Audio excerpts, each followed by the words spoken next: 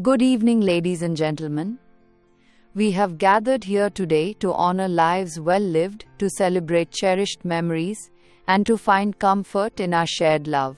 This memorial service is a testament to the profound impact a few of our dear course mates and the spouses of some of our course mates have had on the hearts and lives of so many. In the next few minutes, let us nudge our memories to remember our dear friends who are no more with us. At the end of this short video, I request all present here to raise and observe 2 minutes silence in their memory.